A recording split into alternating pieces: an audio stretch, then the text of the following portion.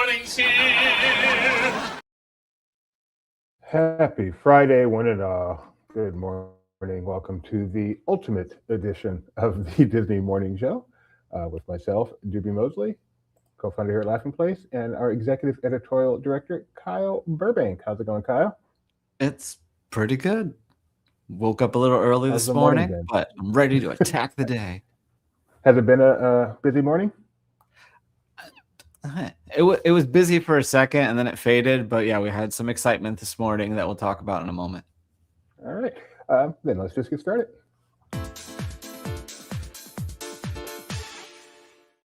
We will start today the way we start every single day, and that is with a look at the Disney stock price, which was at 110.28 yesterday. Today it is at You kind of expect this to be a Taylor Swift picture today, maybe? Kinda, but we 112.02. This stock is soaring. All right, let's move on.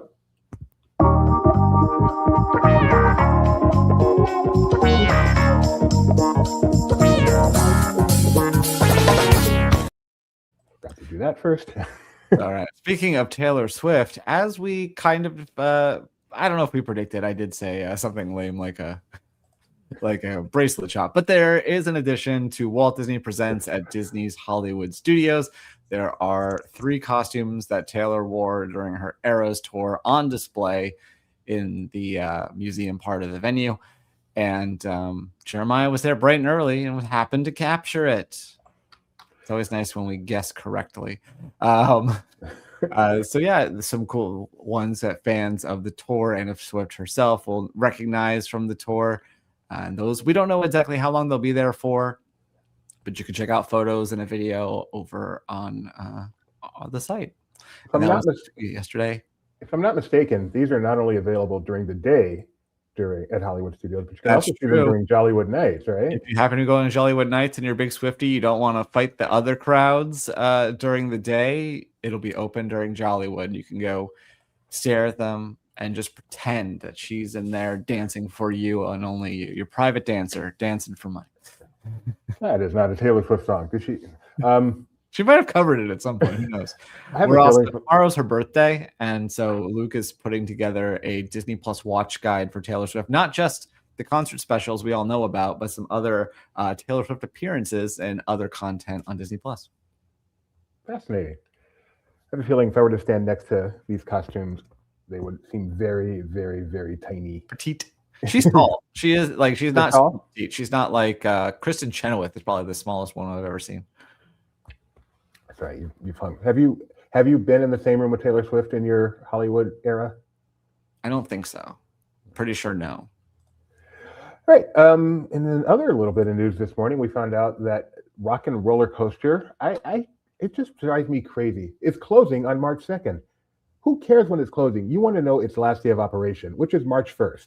So your last day to experience Rock and Roller Coaster is March 1st, and this is in preparation for the Muppets. That's right, the Muppets coming to Rock and Roller Coaster this summer. You knew that already, but that's your last chance to experience it with Aerosmith. You already missed your chance to do the pre-show, but you can still get the Aerosmith on-ride soundtrack and visuals until March 1st. And then yesterday, we'll get to some more Muppets, but the Game Awards took place, as we talked about yesterday, and we got some other announcements during that, both Star Wars video game related. First up, Star Wars Galactic Racer was announced. This game will introduce the new character Shade, a mysterious lone racer that players will learn more about as they race through the game's campaign. You'll race land speeders, speeder bikes, and new vehicles like skim speeders in planets like Jakku, Ando Prime, and the newly revealed Centennial 1. And there'll also be some new planets and vehicles that you'll access along the way. We don't have a release date for this yet, but if you're into racing games and Star Wars, then probably sometime in the next 5 years, you'll have the game for you. And then we also got Star Wars Fate of the Old Republic. This is the spiritual successor to Star Wars Knights of the Old Republic, which is a huge hit. If you've heard of one Star Wars game, it's probably that one. We don't have a ton of details about this, but they said that the Old Republic era is beloved and the new story promises something fresh for fans. And this is in early development, but it'll be available for PC and consoles eventually. And then lastly, going back to the Muppets, Miss Piggy and Rowlf were in attendance. Miss Piggy made a few appearances throughout the show, but then at the end, they got together and did a song called The Game Awards Will Never Let You Down, referencing some various video games and other things, with Rowlf on the piano and Miss Piggy singing. And Rowlf sings too. So yeah, you can check that video. We don't want to get claimed, so you can go watch it on Laughing Place for yourself. Yeah. I am so derelict. Let me say some hellos. We actually have some people out there today. Hey, Fred Ramirez, how you doing? Take Nikki B's advice, hit that thumbs up. Hello, JPP. And thank you, Nikki B. It's my favorite city, too. Who else is out there? Vase. I miss the old names so much. Yeah, I wish there was a way to switch that back in YouTube. Maybe there is, and I haven't found it yet. Dick Van Dyke and Taylor Swift share a birthday? And my mother-in-law. Which one of those three is your favorite? Taylor Swift. No, Dick Van Dyke. Oh my goodness. It wasn't enough to take one shot at your mother-in-law. You took two. I mean, come on. I think she understands. She's going up against an icon. She's your mother-in-law. She would All right. Dick Van Dyke. Can't argue with that. Okay, fine. Speaking of things that can't be yeah, I don't know. Anyway, Figment. There's a Figment bus at Disney World, which there already was, I believe, but I believe this is a new design, if I'm not mistaken. So there's some pictures. Actually, there's a picture. This is all we got. It's hard to get those things in motion. They go so quick. So if you want to see more, go to Disney World and look for yourself. Oh, it's still me. ESPN not only has an ABC, has Monday Night Football. And this past week, they also had Fun Day Football. And Fun Day Football did well. 563,000 viewers for that monster cast. I wonder what the other picture is. Oh, yeah, that's good. And a total of 20.4 million viewers in all for Monday Night Football in all its incarnations. That is up 9% from week 14 in the 2024 season. It was huge. I'm sure it helped that it was a really great game that stuck with it through the whole way. But congratulations to ESPN and Disney for figuring out how to get people to watch. You know, people always, how do we get people to watch football? That's the big problem that the networks are having. But speaking of football, Jeremiyah Love. I don't know if he's related to Jordan Love. I don't believe he is. I thought you were going to say, I don't know if he's related to Jeremiah Good, because I'm stupid. It's spelled, Jeremiah is spelled differently, so clearly he's not. Okay. But he is the recipient of the 2025 Disney Spirit Award. He is a junior running back at Notre Dame. And he was college football's most inspirational player. That's what this award signifies. His parents noticed when he was young he'd have certain distinctive mannerisms and behaviors. He would have a hard time focusing, but they found out that sports was a good place for him to take those tendencies and excel and actually focus that energy. On the field this year, he's had 199 rushes for a total of 1,372 yards. He's had 18 touchdowns and has had 27 receptions for 280 yards and 3 touchdowns. I guess that was probably previously. So having a good year on the field at Notre Dame, and now adds this Disney award to his collection. And he can take that award to Paris if he wants to and get this cool new key, a new jumbo key celebrating the Walt. Congratulations, Disney. You just won this award. Would you like to go to the worst Disney park of all 12 and get a key before it closes? Anyway, if he chose to do so, he can this new jumbo key celebrating the soon-to-be closed Walt Disney Studios Park. This will be releasing December 13th. That's tomorrow morning in Paris. The sale will take place at the Walt Disney Studios store starting at 9:30 a.m. It's limited to 2,002 pieces. First come, first serve. Yes, no line birdie. What is a line birdie? It's like the virtual queue thing that you can join. That's what they call it. They usually use it for big releases, but not this one. And I believe, according to our headline, you can actually see Armageddon in this picture. Or was he joking? Peep that Armageddon detail. And I'm trying to peep it. By the way. There it is, down there, on the lower right. Armageddon. All right. The segue was from Notre Dame to Notre Dame. Just saying. Dang it.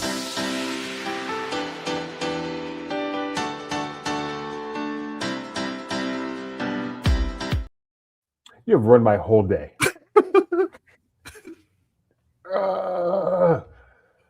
Kyle, you make her happy with some of the things you say, but you have made me angry with the last thing you said. Anyway, let's take a look at the Disney Plus top 10 today. I have a feeling there's going to be a few Christmas things in there. From Notre Dame to Notre Dame. Can we rewind life? If this was that John Bon Jovi commercial. All right. Home Alone is number one, topping Percy Jackson, which is something. Santa Claus, 1990. Boy, this is all a throwback. We got a 1990 movie, a 94 movie, a 92 movie, Home Alone 2. Where'd my arrow go? Thank you, Disney, for not getting my arrow. Now I can't even get there. Now you gotta go there. Okay, at least I can do this now. Oh, I can't. Now you're not even letting me use my arrows. Oh my God. Well, this has been the Disney Plus top 4. oh, there's a 5th one. I'm zooming out so I can see if I can get the whole thing. I see. That's not working. Number 5, we have Santa Claus 2. Number 6, I'm pretty sure that's Diary of a Wimpy Kid. All right, I'm going to make this bigger.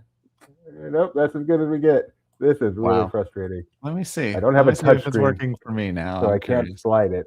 Oh, now the arrows are working. Okay. Number 6, Diary of a Wimpy Kid. Number 7, Mickey Plus Shorts with Mickey and Spidey. Number 8, Mickey's Once Upon a Christmas. Brooklyn Landing, Snowball Protocol, the new one this year, and Twice Upon a Christmas. A nice representation. No Taylor Swift. Of Christmas. Is she not eligible for this? There's no way there's no Taylor Swift. I mean, maybe, I don't know what time the algorithm updates. Maybe it's a 10 a.m. thing, but I'm going to go to my own Disney Plus, which still has restrictions. She's not like TV 14 or something, right? Well, there might be language, and I haven't checked. I do have a question for you, though. Now that there's a bumper for the Disney Plus top 10, do we still skip to around LP or just go to the rest?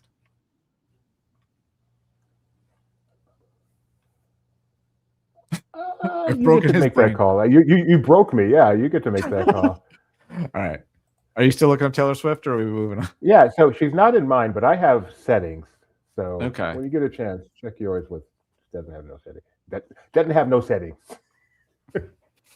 And the rest.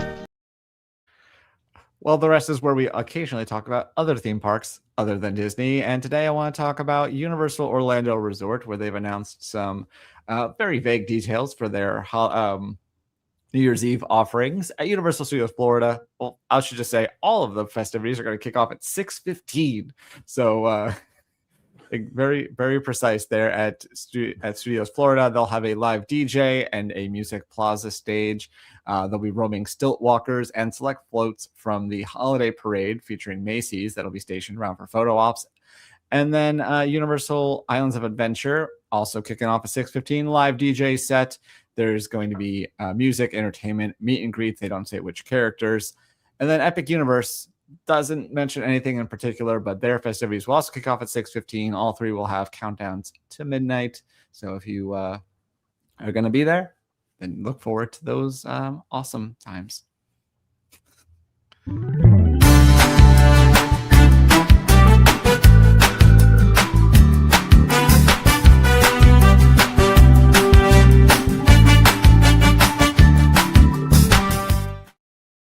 The Swift docuseries is TVMA. So that explains it. It could. I don't know why it wouldn't still be on the Disney Plus top 10 if it is legitimately in the top 10.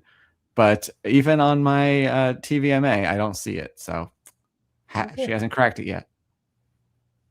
She will. Or maybe she won't. Maybe it's not the audience. Going around LP, we only have one thing today, and that is Tony had a chance to talk to Disney legend Andreas Deja about his new film, Mushka, not the sequels, Miska, Mickey Mouse. Yeah. So, yeah, you can check out more about that. Tony's obviously our animation expert, so I'm sure he had some excellent questions for Mr. Deja. And you can check out all that coverage on Laughing Place.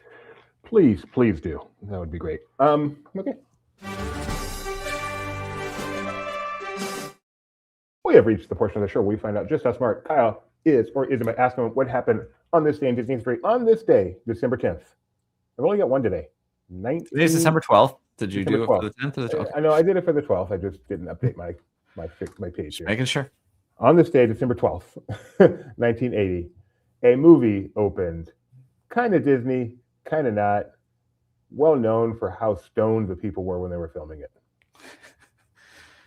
Kind of Disney, kind of not. 1980. That's what I said. Okay. Filmed on an island. Still well-known tourist spot to go see the filming locations for this movie. Oh, it's Popeye. It is Popeye. That is in Malta, which I just lost her name. What's her name? I don't know. The Irish girl. Who Edith? used to like us. Edith. Edith? Wow. Edith from Down Under did an article. She's I forgot gone to about Malta that. several times. She has a Popeye set. Part of the set is still sitting there. So she went and took photos of that, and you can find that somewhere in Laughing Place. Completely forgot about that. All right. I think I don't know why I'm talking. You're about to play a bumper. Oh, that was the only one? Yeah, that was the only one. We had one today.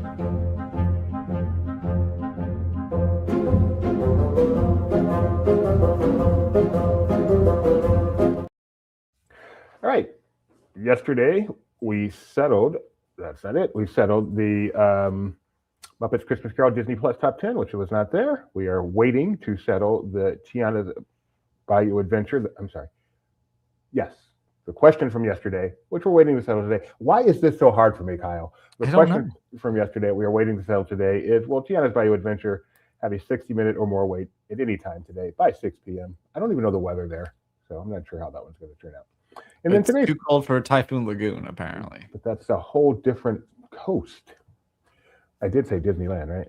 Yeah, okay.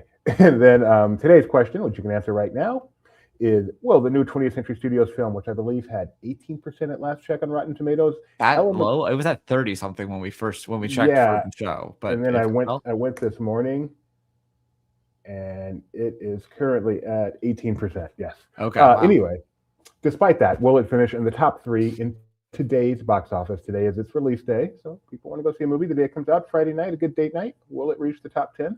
According to our friends at thenumbers.com, although I doubt they know we exist. So that is today's question. All I do is win, win, win, no matter what. I'm a loser.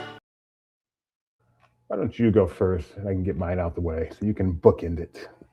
Okay. Well, I had a couple, so hopefully you have the other one. I guess I will take just announced Zootopia 2 hit $1 billion, 17 days. It's the fastest for a PG-rated film. Congratulations. Congratulations. Also, thank you for making a PG-rated film. I went with Artificial Intelligence, which received a little bit more legitimacy yesterday with Disney officially entering their IP with Sora and all that. And it's a battle that a lot of people want to have, and I fully understand why, but I suspect it's ultimately a losing battle, and Disney has certainly fired a shot in that direction. So AI, artificial intelligence itself. Remember, I called you a winner when you are taking over the world. I'm on your side. My loser, on the other hand, is Luddites. No, I'm kidding. My loser is Portos at Downtown Disney, which you might think it's a winner because they finally started construction, but no, they couldn't even give us a year they're going to open at this point, let alone a date. So they're still a loser. It was announced in 2022. Construction has just begun. We don't know when this thing is opening. You're my loser of the week, Portos. My loser of the week is one Jalen. Hulu has live sports hurts. Didn't throw a single touchdown during the game. The only touchdown came by handing the ball off to Saquon Barkley. He at multiple times got benched for Mike Wazowski. And I know you're going to say, well, Sully filled in for the other guy. Well, that's Sully. I can understand Sully on a football team. He got benched for Mike. One eye. Yeah, Mike with one eye. He got no depth perception. That's kind of important. They think he'd make a better quarterback than you on Monday night. Hold it together. I did not know that football players were eligible for loser of the week, so I will keep that in mind for the future. Well, when they air on a very special Monday Night Football in Monstropolis, I think that's valid. Okay, now that Sora's like officially okay, I want to get it to create a commercial for a very special Monday Night Football with anyway, a PSA at the end of it. with Blossom in it, which would be funny because it's her birthday too, but I didn't think that qualified. My favorite very special episode is Growing Pains, where at the end, Kirk Cameron tells you that you don't need to do cocaine. At least he didn't, grow up to be a druggie. That would have been ironic. Quite That's true. That was the one person that should have been doing that commercial. Exactly. See, what's his name? Andy Dick coming out here. Remember, kids, don't do drugs. Did you have another winner? Who was your? My other winner was going to be Percy Jackson, just crushing it. Just all the promotion. People seem to love it. It's also good because, they did movies, they did okay, but the fans really didn't care for the changes. And it seems like the fan base is really into this series. And so I'm happy for them. Way to go. Cool. Is that all we got today? That is all we got. We are so early, but that's a super short show. If ever a super short show. Mike, super short show. Not sure what's going to happen next week because there's a lot going on, but hopefully we get a few shows in there. And with that, I think we're done. All right. Thanks, everybody. Bye. Have a great weekend.